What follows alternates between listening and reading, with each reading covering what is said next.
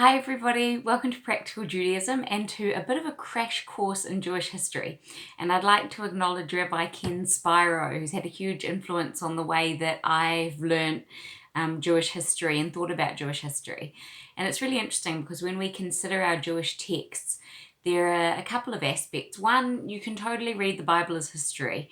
It's a really useful source to understand about where we come from and the different influences in Judaism, but also it's always meant to be a guide for life as well. And when we tell our history, we tell it warts and all. With other cultures, particularly historically, you get them telling their histories to paint themselves in the best light and to paint their leaders in the best light. There's that saying that it's the victors that write history, right? And yet what we see over and over again in our Jewish texts is that we always include the lessons that come from acknowledging the failures of our leaders and of our people as well. So we're not painted as the perfect people, and our leaders are not painted as the perfect leaders. And that's actually far more useful to us in our journeys to acknowledge those aspects of people as well. So I know that many of you are very familiar with the Chumash, the 5 books of Moses. Often we kind of go deeper and learn more detail when it comes to these 5 books and that part of Jewish history. But I want to do a crash course for us to lead us through the history after those 5 books. So as we enter the land of Israel, the land of milk and honey, and to take us right through to the establishment of the state of Israel and some of the challenges that Israel has been through, and some of the amazing victories that Israel's had in our lifetimes as well. So that's my aim as we travel through Jewish history together. And I think it's a useful point to start with the conquest of Canaan and the switch that we have as we transition between the leadership of Moses, to Joshua. And I'll just share with you a quote from the book of Joshua as it begins. And it was after the death of Moses, the servant of God, that God spoke to Joshua, the son of Nun, Moses' minister, saying, Moses, my servant, has died. Now arise and cross the river Jordan. You and all this nation go to the land which I give to the children of Israel. Every place on which the soles of your feet will tread I have given to you as I have spoken to Moses. No man shall stand up to you all the days of your life. As I was with Moses, so shall I be with you. I will not weaken my grasp on you, nor will I abandon you. Be strong and courageous, for it is you who will cause this people to inherit the land that I have sworn to their fathers and give them. And the character of Joshua is an interesting one. We have this amazing comparison where Moshe is discussed as if he is the sun, and Joshua is discussed as if he is the moon. This is a quote from the Talmud. The face of Moses was like the face of the sun, and the face of Joshua was like the face of the moon. And this is understood to mean that the greatness of Joshua was a huge reflection of his teacher Moses. And we also get a message here that the sun is much greater than the moon, and also there's a dependency in terms of the light. The light is reflected rather than generated by the moon. So we do have an interesting message here about Joshua as well, in relation to his status in comparison to Moses. Had Moshe been allowed to enter the land of Israel, things would have looked very different in terms of Jewish history. But actually, it's an amazing lesson on leadership, and that you need different leaders in different times. Moshe was the leader that was needed through the exodus from Egypt, the receiving of the Torah, the traveling through the desert, the building of the Mishkan. All of these things required the leadership of Moshe. But the Jewish people needed a different leader to conquer the land than they needed to have led them through all those places. And that leader was Joshua. And we shouldn't forget that Joshua actually led the people for 28 years after the death of Moses. And the 14 first years are described in the book of Joshua. And there's 7 years that really focus on conquest, and then 7 years that focus on settlement. And when Joshua first brought the Jews, and by this stage they're Jews, right? They're not the Hebrews anymore. They've received the Torah. They're the Jews across the river Jordan. into Israel, into the promised land, this area of land had no single ruler. There was the Egyptian, the empire on the south, the Mesopotamian empire that was in the north, but neither had actually claimed the land. Instead, there were 7 different Canaanite tribes that their members inhabited the area, and there were 31 fortified city-states that were scattered all over the map, and each of those was ruled by its own king. So like probably the most famous of these is Jericho, because we know about the story of Jericho and the walls of Jericho coming down.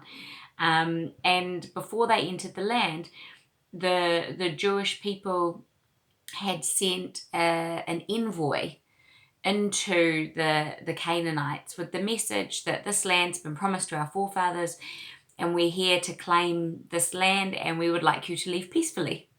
And so that was the message they gave, and the response was laughter. There was only one tribe which actually paid attention to the message and left. And meanwhile, Joshua had clear instructions that if the Canaanites didn't leave, that they should be wiped out because of the idolatry that was taking place in Canaan at the time, and the concern that that idolatry would influence the Jewish people. And we read as part of that history that there was a lot of immorality, and that these were not appropriate neighbours for the Jewish people. And again, interesting message for us today, the importance of neighbours, especially at the time that we're at the moment, and thinking about what it means to be a good neighbour, what it means to have a good neighbour, and what we understand about the influences of our neighbours. You know, you become like the people you spend time with. So we need to choose who we spend time with really carefully.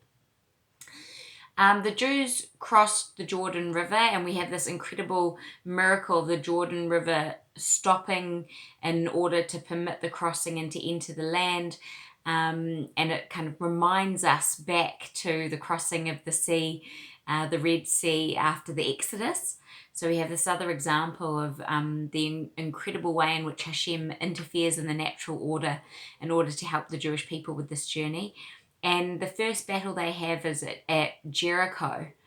And that the one I alluded to before, where they circle the city walls, they blow the shofar, and the walls crumble. And it's interesting because we always have different experts who come in and like to explain the miracles that took place in the Torah through natural phenomenon. And either way, it's miraculous. If you believe that the different miracles that were experienced were acts of nature, what makes them miraculous is the timing. Yeah, if you believe that the plagues in Egypt were natural phenomena, and okay, there have been plagues of locusts before, but the miracle is that the locusts came through at the time they did. Or if you believe that it was some kind of tsunami that resulted in the Jews being able to cross the Red Sea. Okay, but what are the chances of timing where a tsunami goes out as the Jews cross and comes back in as the Egyptians cross? So even if you do rely on natural phenomenon, what makes it so miraculous is actually the timing. Alternatively, you can say that the miracles that the Jewish people experienced at this time were against nature. They were actually something which were contrary to nature. And in that case, they're miraculous because they, not of their timing so much, but because of what happened against nature. And some archaeologists have suggested that the reason Jericho was so easily conquered by the Jewish people was the result of a well-timed earthquake.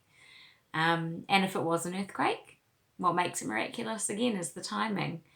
Either way, no matter how you explain it, it's miraculous. They conquered the city, and one of the commandments from Hashem was that they shouldn't take any spoils of war. So it needed to make it clear that the reason for the conquest wasn't about the kind of typical things that were part of warfare at the time, the pillaging and taking of resources, that actually it needed to be nothing like that. It needed to be clear that this was the Jewish people following the will of Hashem and not doing this for their own material gain. And because of that, it was really important that there was no pillaging of the city. And so that is one of the things that we see in another really strong message in this journey. And afterwards, they move on to the next city-state, a place called Ai, but there we don't see the battle going so smoothly. They have a terrible defeat. Many people are killed. They're quite traumatized by the experience, and they want Joshua to find out why God abandoned them. And they quickly learn that the reason that they were not successful was actually because one person in the conquest of Jericho had disobeyed the laws about pillaging the city and had stolen some items back in Jericho. And so when they found Achan, the man who had stolen the pieces from Jericho, they were able to work out why Hashem hadn't been with them in the next battle.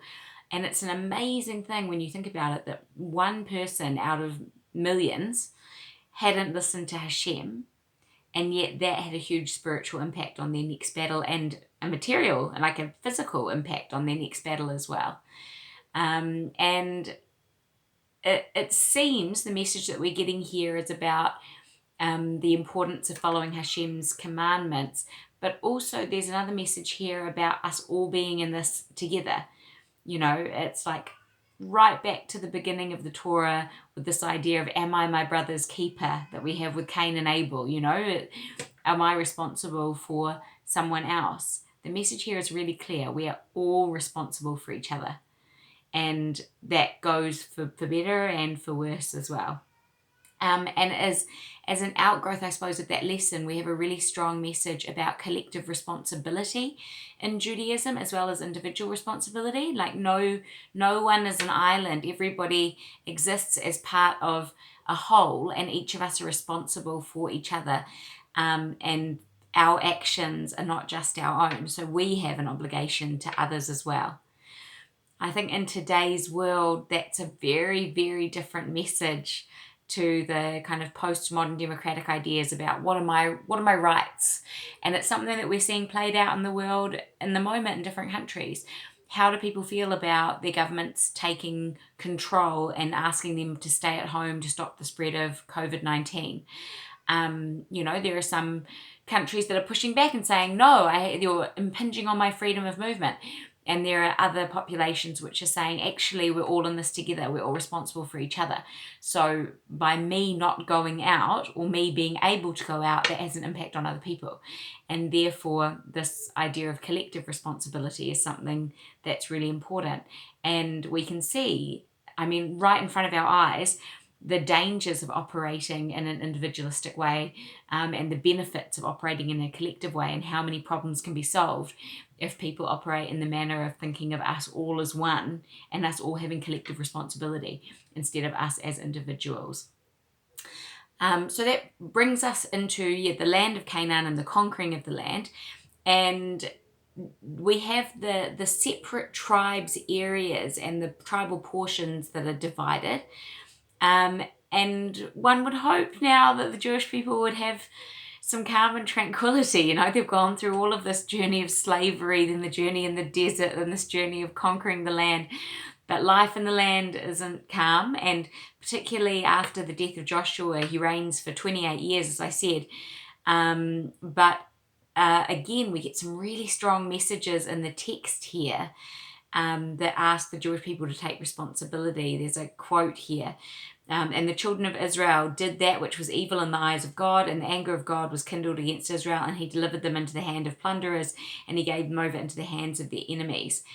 And when you look at this, you know, the message here is when the Jewish people abandon their faith and start worshipping idols, there are consequences. We do have a strong concept in Judaism of reward and punishment, and that there are consequences for our actions. But interestingly, once again, it's not that all of the people were behaving this way. It was that there were a proportion of people who were worshipping idols.